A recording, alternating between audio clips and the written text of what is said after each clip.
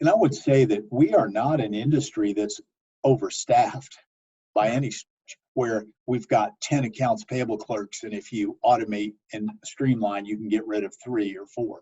I mean, there's a little bit of that for very large companies, but overall, that's not usually the way it goes. What I do find is that what you have to tell them is that the the work that's going away because of the automation is actually low value, and that we have higher value tasks we need you to do, and we're going to train you for that, and show you how to do it.